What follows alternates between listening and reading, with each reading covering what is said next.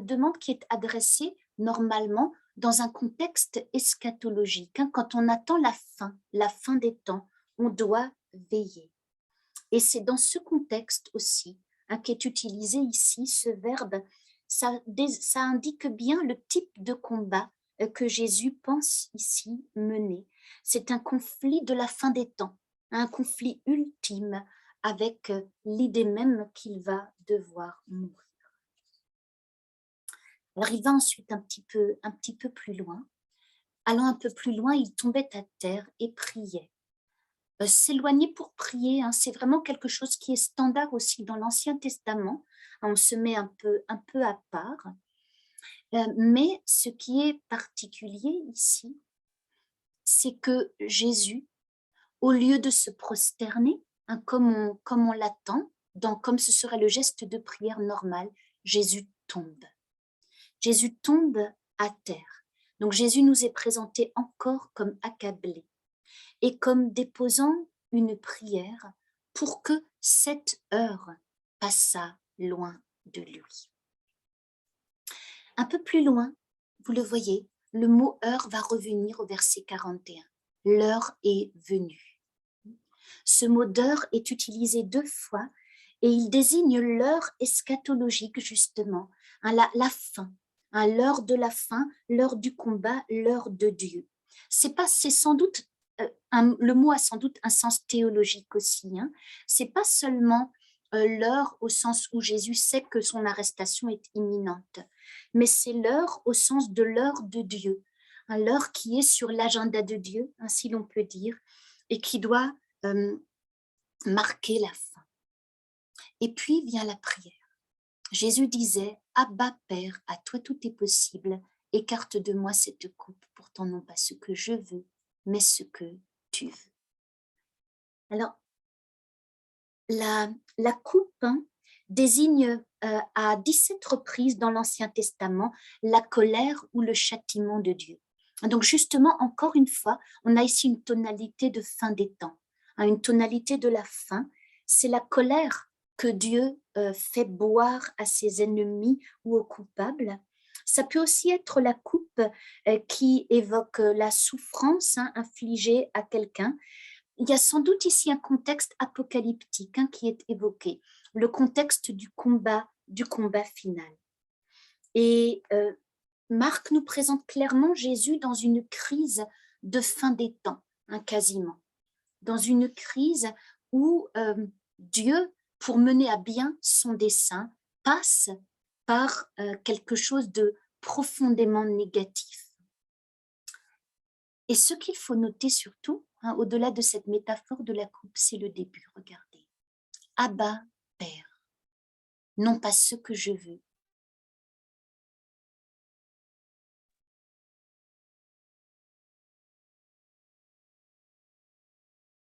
Est-ce que vous m'entendez encore? On me dit que mon son est désactivé. Non, ça va, je crois.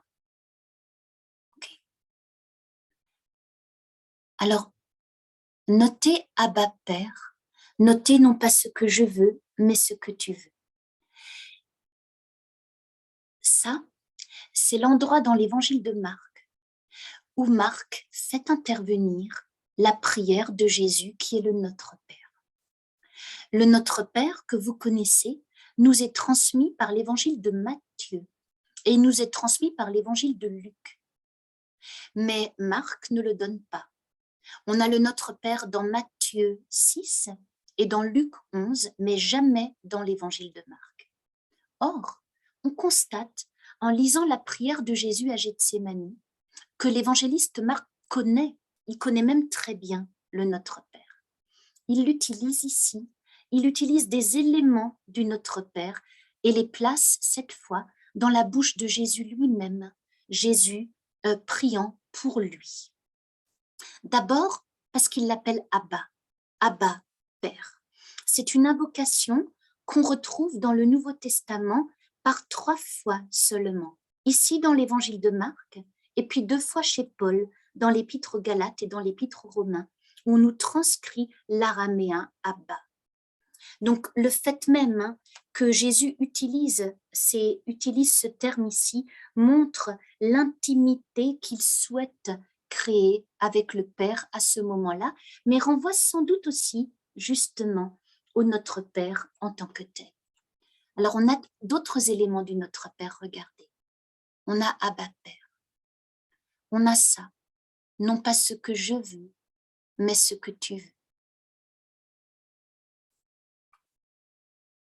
On a un petit peu plus loin le pouvoir de la tentation. Voyez, où on dit à la fin du Notre Père, ne nous induis pas, ne nous laisse pas entrer en tentation. Et donc, le rapport entre cette dernière prière de Jésus et le Notre Père est assez évident. Alors, Marc l'utilise sans doute parce que c'est une prière déjà connue, et il utilise ces formules que Jésus a léguées à la communauté chrétienne et les place cette fois dans la crise que Jésus lui-même est en train de subir, par laquelle il est en train de passer. C'est une invitation, il faut le dire tout net, c'est une invitation aussi aux disciples à prier le Notre Père au jour de la tentation, comme Jésus l'a fait. Quand les lecteurs de l'évangile de Marc font face à une épreuve et la trouvent trop rude, ils sont en mesure de prier le Notre Père avec Jésus, qui lui-même l'utilise, en réutilise, en habite le sens lors de la prière à Gethsémani. Donc l'adresse araméenne ici est significative, l'appel au fait que la volonté de Dieu doit se faire, à relier à la volonté du Père. Ce que Jésus dit entre les lignes, c'est « Je sais que ta volonté sera toujours une volonté paternelle, que ta volonté sera toujours celle du Père. » Et puis, l'allusion, un peu plus loin, au pouvoir de la tentation. Alors on voit, par ailleurs, on voit que petit à petit, les disciples l'abandonnent. Donc Jésus est déjà détaché des 12. Il s'est détaché géographiquement de Pierre, Jacques et Jean, et qui plus est, quand il revient, il les trouve en train de dormir. Ils font l'inverse de ce que l'on attend à l'heure apocalyptique, à l'heure de la fin. Ils font l'inverse de la veille attendue. Et le projecteur, vous voyez, est à nouveau braqué sur Pierre. Pierre est présenté comme celui qui incarne ici l'échec de tous les disciples. Les disciples échouent à veiller, tout comme plus loin, ils échoueront à suivre Jésus et comme Pierre échouera à confesser Jésus.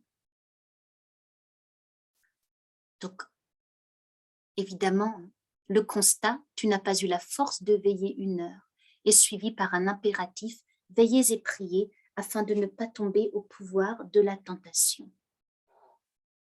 Donc, on comprend encore une fois que le royaume ne peut pas venir sans grande épreuve. Et le motif de la veille et de la prière est important face à la tentation. On a ici une opposition entre l'esprit et la chair, l'esprit connotant sans doute ici la partie active chez l'être humain et la chair, ce qui le tire vers le bas, la chair, le moyen par lequel la tentation s'introduit. Il ne s'agit sans doute pas d'opposer le corps et l'âme, par exemple, mais de figurer la chair comme le moyen, comme la vulnérabilité, la partie vulnérable de l'être humain, tandis que l'esprit, c'est sa partie qui est attirée vers Dieu. Alors il s'éloigne de nouveau, nous dit-on, il pria en répétant les mêmes paroles, il revient et les trouve en train de dormir, et on nous dit que leurs yeux sont appesantis, c'est-à-dire il y a de la pesanteur sur les yeux, et c'est sans doute une illustration de cette faiblesse de la chair dont il était question tout à l'heure.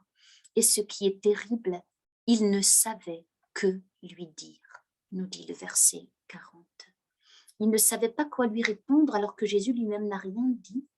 Donc, ils ne savent pas quoi lui répondre, ça veut dire ils ne comprennent rien. Nos disciples sont en train de voir mise en lumière toute leur faiblesse, leur fragilité, à la fois physique et spirituelle et intellectuelle. Ils ne comprennent rien puisqu'ils ne savent pas dire quoi que ce soit. Et puis vient la troisième fois. On va avoir ce chiffre 3 plusieurs fois dans le récit de la Passion. Jésus revient une troisième fois et cette fois-ci, il leur dit « Continuez et reposez-vous ».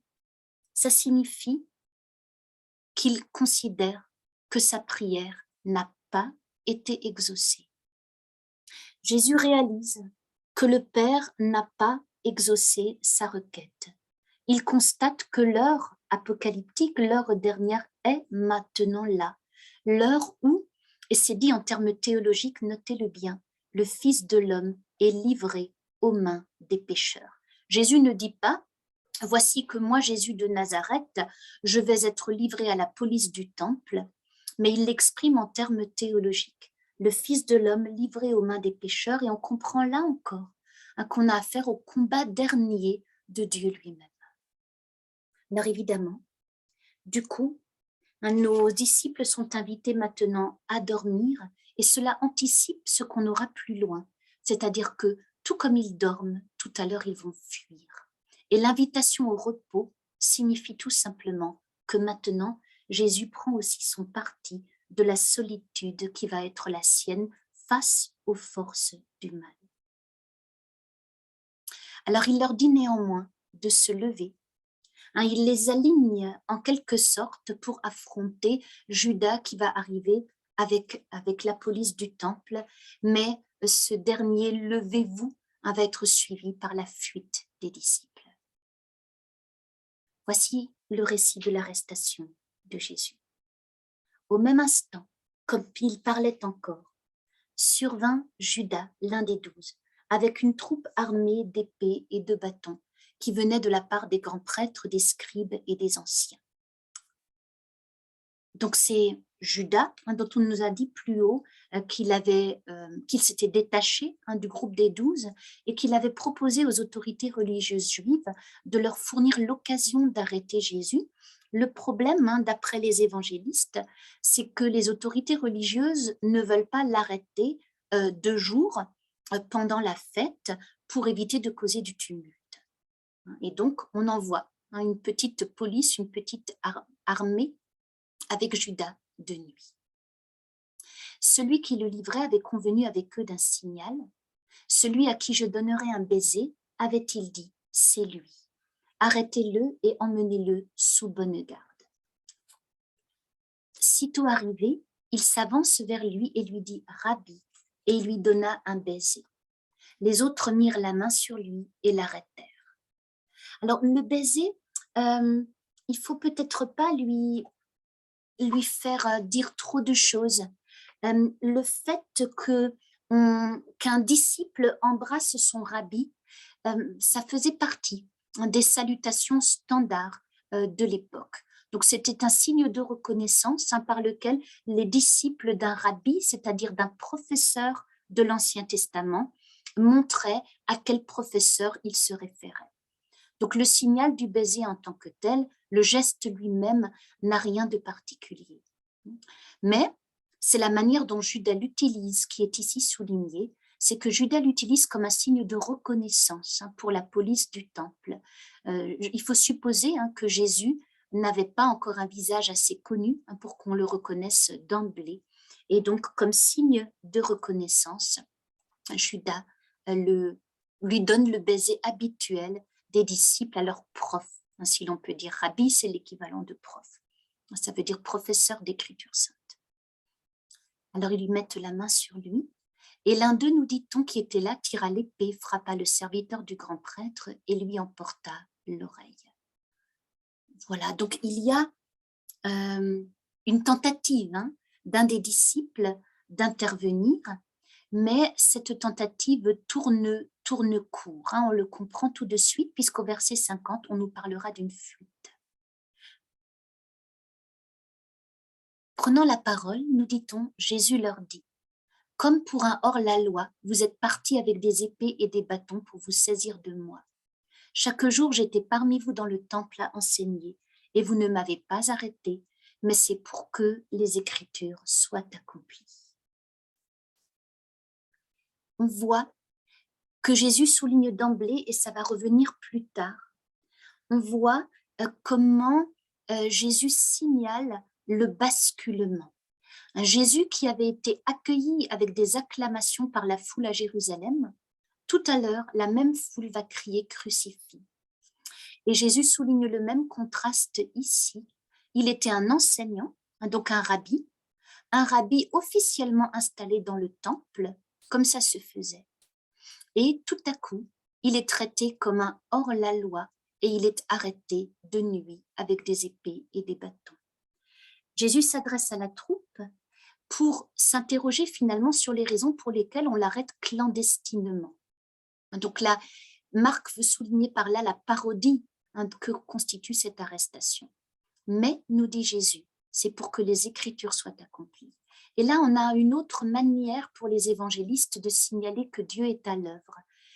De temps en temps, sans cesse à nouveau, dans le récit de la Passion, on va soit citer l'Écriture, l'Ancien Testament donc, soit nous dire qu'il fallait que l'Écriture soit accomplie, ce qui est une autre manière de dire que c'est la volonté de Dieu. Alors survient l'abandon.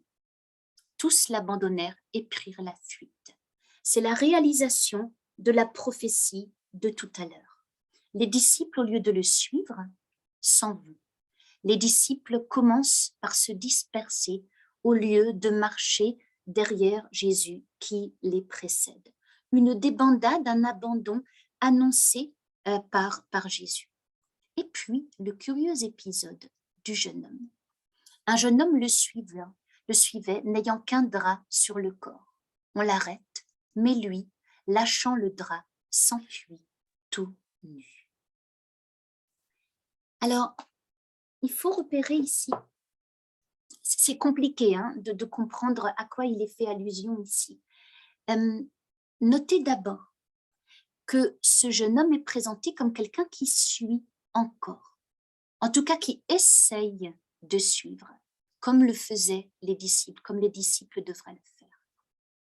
Notez aussi qu'il n'a qu'un drap sur le corps et le drap peut désigner un tout bonnement, peut-être, le vêtement baptismal. Il est possible que dans l'évangile de Marc, Marc ait posé ici, au moment de l'arrestation, une figure de jeune homme, c'est-à-dire une figure de candidat au baptême, et qui n'a qu'un drap sur le corps, parce qu'après le baptême, on le revêtait d'un vêtement blanc. Alors pour le moment, c'est un drap, c'est justement pas un vêtement blanc. L'allusion pourrait être claire à des baptisés qui lisent l'évangile de Marc, donc bien plus tard, qui lisent l'évangile de Marc, qui se préparent à être baptisés pendant la nuit de Pâques, et à qui Marc veut rappeler que tous zélés qu'ils sont à cause du baptême qui va arriver, eux aussi sont dans la même situation que les disciples, et eux aussi peuvent être tentés d'abandonner Jésus. Donc ce serait là 2 versets rédigés pour la communauté à laquelle l'évangéliste Marc s'adresse, pour des futurs candidats au baptême, enfin des personnes qui s'apprêtent à être baptisées dans la nuit de Pâques et qui, lisant ce récit, se rappellent que suivre Jésus, c'est d'abord prendre sa croix. Et que, vous voyez, quand on est arrêté, on risque de lâcher le drap et de s'enfuir tout nu.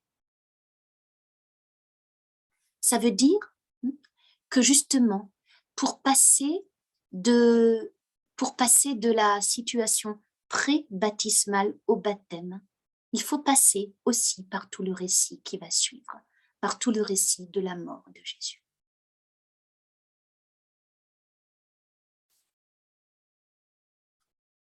À présent, vous l'aurez compris, il n'y a plus de disciples autour de Jésus. Il n'y a plus personne autour de lui. Il est tout seul. Il est tout seul et on l'emmène chez le grand prêtre. Ils emmenèrent Jésus chez le grand prêtre. Vous voyez, c'est sans doute une maison privée. Donc, dans la maison du grand prêtre, ils s'assemblent tous, les grands prêtres, les anciens et les scribes. Pierre, de loin, l'avait suivi, quand même, mais de loin. On va voir, c'est le dernier qui essaye de suivre un peu. Le verbe suivre, c'est vraiment le verbe technique qui désigne le disciple. l'avait suivi jusqu'à l'intérieur du palais du grand prêtre. Il était assis avec les serviteurs et se chauffait près du feu. Or, les grands prêtres et tout le Sanhédrin cherchaient contre Jésus un témoignage pour le faire condamner à mort, et ils n'en trouvaient pas. Car beaucoup portaient de faux témoignages contre lui, mais les témoignages ne concordaient pas. Quelques-uns se levaient pour donner un faux témoignage contre lui en disant « Nous l'avons entendu dire, moi je détruirai ce sanctuaire fait de main d'homme, et en 3 jours j'en bâtirai un autre qui ne sera pas fait de main d'homme. » Mais même de cette façon, ils n'étaient pas d'accord dans leur témoignage. Le grand prêtre, se levant au milieu de l'assemblée, interrogea Jésus. « Tu ne réponds rien au témoignage que ceux-ci portent contre toi. » Mais lui gardait le silence, il ne répondit rien. De nouveau, le grand prêtre l'interrogeait. Il lui dit « Es-tu le Messie, le Fils du Dieu béni ?» Jésus dit « Je le suis. Et vous verrez le Fils de l'homme siégeant à la droite du Tout-Puissant et venant avec les nuées du ciel. » Le grand prêtre déchira ses habits et dit « Qu'avons-nous encore besoin de témoins? Vous avez entendu le blasphème, qu'en pensez-vous » Et tous le condamnèrent comme méritant la mort. Quelques-uns se mirent à cracher sur lui, à lui couvrir le visage, à lui donner des coups et à lui dire « Fais le prophète ». Et les serviteurs le reçurent avec des gifles. Alors Jésus, clairement, à partir de ce moment-là, est abandonné par les disciples. Et il est remis, il comparaît pour une enquête de nuit. Et c'est la suite logique de l'arrestation. On le fait comparaître et on va nous donner la cause théologique et religieuse de son arrestation. Alors, on nous mentionne au passage, mais ça, on va le retrouver plus loin, que Pierre l'a suivi. Cette mention de Pierre qui suit sera utile pour la séquence suivante, qui va nous raconter le reniement de Pierre. Mais pour commencer, on nous parle de la comparution de Jésus devant les autorités juives. Il cherche contre Jésus, nous dit-on, un témoignage. Et on voit, alors ça correspond, ça veut dire que c'est vraiment une parodie de procès. On ne se contente pas d'interroger Jésus. On cherche, comme ça se faisait, on cherche des témoins. Ça faisait partie de la procédure. Normalement, quand on voulait condamner quelqu'un, il fallait appeler des témoins avec des témoignages particuliers. Et à partir d'un certain nombre de témoignages, on pouvait conclure. Et on voit tout de suite quel est le but. Marc n'en fait pas mystère. Il s'agit de condamner Jésus à mort. Alors ça commence par les témoins. Ensuite, on aura une deuxième scène avec un interrogatoire direct de Jésus par le grand prêtre. Donc, vous voyez, la première partie de l'interrogatoire est constituée par les versets 55 à 59. Donc là, c'est tout le Sanhédrin qui écoute des témoins. Et puis, on va avoir une deuxième partie où c'est le grand prêtre qui va interroger directement Jésus. Voilà, entre les versets 60 et 64. Donc, dans la première partie, Jésus est silencieux. Ce sont d'autres qui parlent. Et le problème, nous dit-on, et Marc veut souligner par là que c'est une parodie de procès, les témoignages se contredisent entre eux. Alors, il y a déjà un problème parce qu'on fait intervenir des témoins de nuit, alors que normalement, un procès se fait de jour. Et d'autre part, les témoignages eux-mêmes ne concordent pas, nous dit-on. Donc, Marc veut donner l'accent sur la fausseté du procès et la fausseté du témoignage. C'est quelque chose qui est courant dans les psaumes. On a des méchants qui se lèvent pour accuser le juste. Et de la même manière que tout à l'heure, Jésus donnait la prière du juste à son Dieu. Ici, le juste voit se dresser contre lui des faux témoins. Donc, c'est un procès hâtif. Et on comprend que les témoignages sont mal préparés, puisqu'ils sont incohérents. Et alors, tout de même, on va, dans chacun des deux éléments de ce procès, donc dans les versets 55 à 59, puis dans les versets 60 à 64, on va voir apparaître une des deux raisons religieuses, théologiques, de la condamnation de Jésus. La première raison est au verset 58. Quelqu'un dit que Jésus aurait dit « Je détruirai ce sanctuaire fait de main d'homme, et en 3 jours j'en bâtirai un autre ». C'est un point extrêmement sensible, je vous le disais tout à l'heure.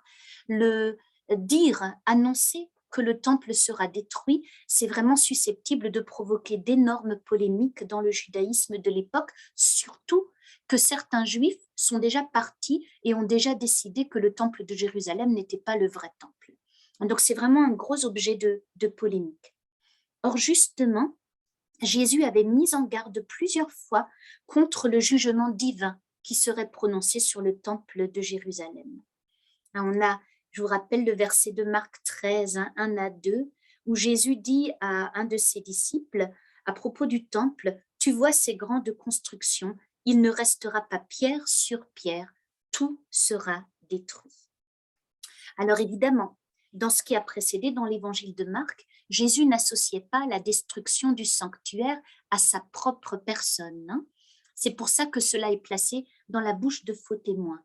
Il n'empêche, on comprend entre les lignes qu'un des motifs d'accusation de Jésus, c'est la prédiction de la destruction du temple. Quelque chose a dû être fait ou dit par Jésus qui a pronostiqué la destruction du temple et qui a été associé par ses adversaires à sa propre personne. Les 3 jours signifient ici que cette destruction aura lieu très rapidement et elle peut se référer là aussi à des événements apocalyptiques, c'est-à-dire à une intervention de Dieu. De toute façon, on le sait, à l'époque, les personnes qui prédisaient la destruction du temple étaient rapidement arrêtées et mises en cause. Jésus n'était pas le seul à l'avoir fait. En tout cas, Marc distingue un sanctuaire fait de main d'homme et un sanctuaire qui ne sera pas fait de main d'homme. Et on peut aussi supposer peut-être qu'au-delà d'une allusion à une intervention apocalyptique de Dieu, donc Dieu qui peut construire, qui construirait lui-même via Jésus un nouveau temple, peut-être qu'il y a aussi ici une allusion à la résurrection, c'est-à-dire qu'au bout de 3 jours, le corps de Jésus sera ressuscité par Dieu et sera le nouveau sanctuaire. On pourra tout à l'heure y revenir. En tout cas, la conclusion est claire. Les faux témoignages ne fonctionnent pas. Alors on a l'interrogatoire direct du grand prêtre.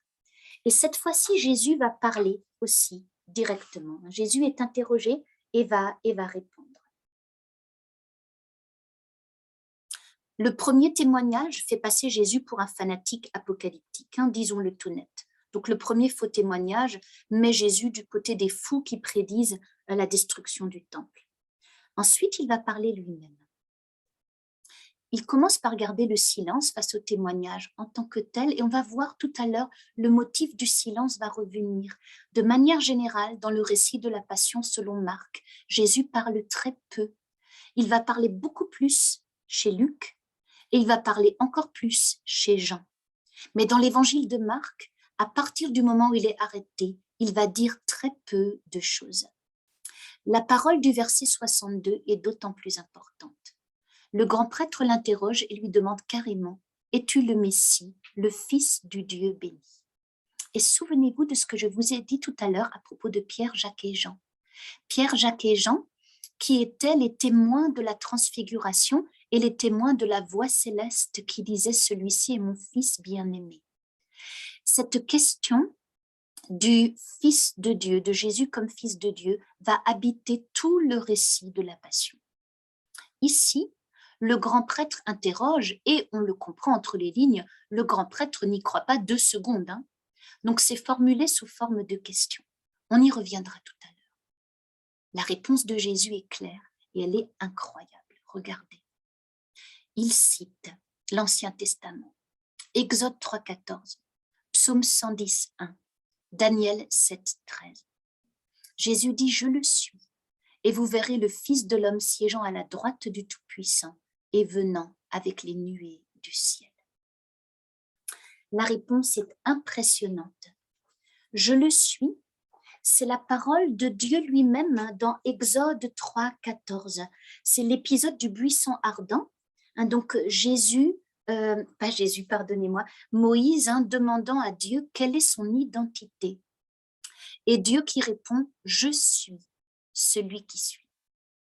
Et ici, dans le texte grec de l'évangile de Marc, c'est exactement ça qui est repris. Moi, je suis.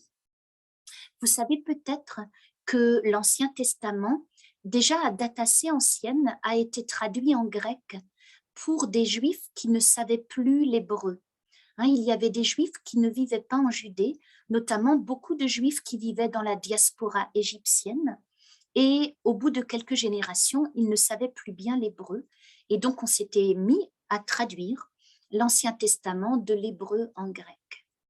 Et dans cette traduction grecque, on a exactement les paroles qu'on a ici dans Matthieu 14, 62, en Exode 3, 14. Dieu dit « Je suis ». Et puis on a un psaume messianique qui est évoqué, le psaume 110, verset 1. Dans le texte d'origine, c'est « Oracle du Seigneur à mon Seigneur, siège à ma droite, et je ferai de tes ennemis le marchepied de ton trône ». Un psaume messianique qui a déjà été interprété régulièrement dans ce sens, où Dieu parle à un personnage qui vient siéger à sa hauteur, à la hauteur de Dieu lui-même et à sa droite. Et puis, dernier élément, citation de Daniel 7, 13, le Fils de l'homme venu ou venant avec les nuées du ciel. La figure du Fils de l'homme, en Daniel 7, 13, est évoquée comme étant là aussi du côté de Dieu, du côté du vieillard ou de l'ancien des jours, qui dans Daniel 7 va écraser les ennemis. Et cette figure du Fils de l'homme, un peu mystérieuse dans le livre de Daniel, a donné lieu, elle aussi, à une interprétation messianique. On a fini par considérer le Fils de l'homme comme une désignation du Messie, d'un Messie venu du ciel.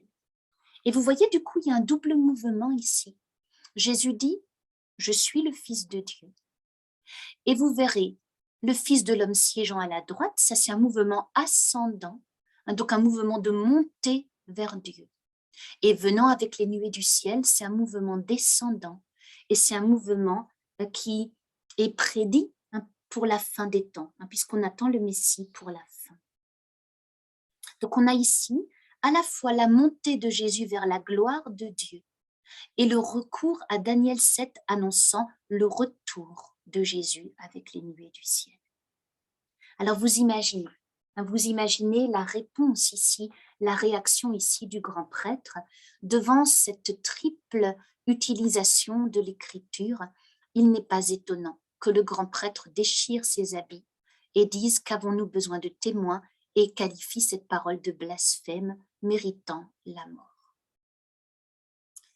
Le dernier épisode ici nous présente une scène de dérision où Jésus est ici flagellé, alors pas encore flagellé, mais la flagellation ce sera du côté des Romains, puisque ça fait partie du supplice romain, mais les gens du Sanhédrin se mettent à lui cracher dessus, à lui couvrir le visage, et ils lui couvrent le visage pourquoi? Pour pouvoir lui donner des coups et le mettre au défi de faire le prophète. Et l'ironie est d'autant plus grande que nous savons, parce que nous avons lu le début du récit, que Jésus réellement a prophétisé notamment la fuite des disciples qui sont réellement partis. Donc Jésus est raillé comme un faux prophète au moment même où justement ces prophéties sont en train de se réaliser. Alors c'est la première scène de coup lors du premier procès, lors de la comparution de Jésus devant les autorités juives. Tout à l'heure, on aura une autre scène de coup du côté du procès infligé par Pilate. Alors je vous propose de lire encore l'épisode du reniement de Pierre avant de faire la pause et de lire ensuite le chapitre 15. Tandis que Pierre était en bas dans la cour, donc on retrouve Pierre, dont on nous a dit tout à l'heure qu'il essaye encore péniblement de suivre. Tandis que Pierre était en bas dans la cour, l'une des servantes du grand prêtre arrive. Voyant Pierre qui se chauffait, Elle le regarde et lui dit, « Toi aussi, tu étais avec le Nazaréen, avec Jésus. » Mais il nia en disant, « Je ne sais pas et je ne comprends pas ce que tu veux dire. » Et il s'en alla dehors dans le vestibule. La servante le vit et se mit à redire à ceux qui étaient là, « Celui-là, il est des leurs. » Mais de nouveau, il niait. Peu après, ceux qui étaient là disaient une fois de plus à Pierre, « À coup sûr, tu es des leurs, et puis tu es galiléen. » Mais lui se mit à jurer avec des imprécations, « Je ne connais pas l'homme dont vous me parlez. » Aussitôt, pour la deuxième fois, un coq chanta, et Pierre se rappela la parole que Jésus lui avait dite, « Avant que le coq chante 2 fois, tu m'auras renié 3 fois. » Il sortit précipitamment, il pleurait. Alors, le tableau du reniement de Pierre est relié au précédent, puisqu'on nous a dit tout à l'heure que Pierre était arrivé aussi au palais du grand prêtre et se chauffait. Et on nous dit qu'il est resté dans la cour. Donc, il est situé à un endroit différent de Jésus. C'est sans doute une sorte de cour extérieure dans laquelle on a fait du feu. La première qui défie Pierre est une servante qui considère Jésus et qui désigne Jésus clairement comme le Nazaréen. Tout à l'heure, il sera désigné comme le Galiléen. Alors, il commence par nier une première fois. Et le texte grec est clair, c'est l'inverse d'une confession de foi. Observez comment Marc oppose la confession que Jésus vient de faire. « Je le suis, et vous verrez le Fils de l'homme, etc., etc. » La confession que Jésus vient de faire s'oppose massivement au triple reniement de Pierre. On a encore le chiffre 3 qu'on avait déjà croisé tout à l'heure lors des 3 prières de Jésus, et maintenant on y oppose 3 reniements. C'est l'inverse de la confession. Pierre a essayé de suivre, mais confesser n'est pas à sa portée. Et du coup, à l'arrivée, porter sa croix non plus. Pierre commence par nier une première fois en plaidant l'incompréhension. Et regardez, il s'en va dans le vestibule. Ça veut dire qu'il va encore dans une avant-cour. Le vestibule, c'est sans doute l'endroit qui, avec des colonnades, il faut imaginer une sorte de maison haute au moins d'un étage, puisqu'on nous dit que Pierre était en bas. Donc une maison haute avec une cour intérieure entourée sans doute d'une colonnade. Et Pierre s'en va encore plus loin, dans la cour extérieure. Et l'éloignement de Pierre vers le vestibule signifie déjà qu'il s'éloigne de Jésus. La servante le poursuit en quelque sorte et se remet à parler cette fois collectivement. Au lieu de lui parler individuellement, elle le dénonce collectivement et Pierre nie. Et peu après, il affronte, il y a une gradation, vous le voyez. Peu après, il affronte, lors du 3e reniement, une nouvelle intervention collective, cette fois, liée aussi au fait qu'il est galiléen et donc sans doute il a un accent ou une physionomie particulière qui dénonce son origine provinciale. Et là, nous dit le texte grec, il se mit à jurer avec des imprécations. Ça veut dire que cette fois, le reniement est public, puisqu'ils sont plusieurs à lui parler, et qu'il est associé à une imprécation et à un serment. C'est terrible, c'est vraiment le grade supérieur du reniement. Le premier reniement, c'est juste « écoute, je ne sais pas ». Et le dernier reniement, avec cette gradation, c'est une véritable imprécation. C'est un reniement public avec un serment. Et Marc nous dit que aussitôt, ce qui intensifie ici la tension dramatique, aussitôt, pour la 2e fois, un coq chanta. Et voilà le rappel de la prophétie de Jésus. Et Pierre qui fuit, qui lui-même sort, qui fuit et qui fuit en pleurant. Pierre, qui précédemment avait confessé Jésus comme le Messie, nie maintenant le connaître. Il le nie sous serment. Et voyez ce qui est étonnant, c'est que Jésus est raillé comme un faux prophète au moment même où une autre de ses prédictions se vérifie par le reniement de Pierre. C'est une véritable ironie dans le récit. Au moment où Jésus est abandonné, au moment où ses disciples s'enfuient, au moment où le dernier qui avait essayé de suivre ne parvient pas à confesser. C'est le moment où Jésus lui-même confesse. Et c'est le moment où Jésus lui-même est déclaré prophète, mais comme par la négative, puisqu'il est moqué pour cela. Alors désormais, Marc nous a montré que même le disciple le premier nommé dans l'Évangile, même celui qui sera le dernier nommé, le disciple qui a été le plus loin dans sa confession de Jésus, n'a pas pu confesser Jésus jusqu'à la mort sur la croix. Il a tenté de le suivre de loin, mais il ne remplit pas tous les critères. Être disciple, c'est suivre, c'est confesser, et c'est confesser en portant la croix, c'est-à-dire sans faire comme si la croix n'existait pas. Et Pierre, pour le moment, ne peut pas. Encore une fois, on comprendra plus loin que c'est parce que Jésus lui-même n'est pas encore passé par la croix. Mais pour le moment, la mort et la croix sont hors de la portée de Pierre, qui n'est plus un disciple. Alors, je vous propose de faire la pause et de passer ensuite à la lecture du chapitre 15 dans une dizaine de minutes. D'accord, merci beaucoup, Madame Viguer.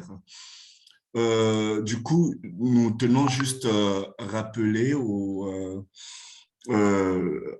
du moins à l'auditoire, s'il y a des questions à poser, de les écrire simplement. Nous, comme d'habitude, nous allons recopier les questions et puis vous les poser quand vous auriez fini. Absolument. Voilà, donc c'était la simple précision qu'il fallait faire. Et donc, nous avons 10 minutes, c'est cela, Madame Viguer? Oui. Nous revenons à... Alors, il est 22h55 en France, il est 20h55, donc nous revenons à 21h05, c'est cela, heure du Maroc. D'accord, merci.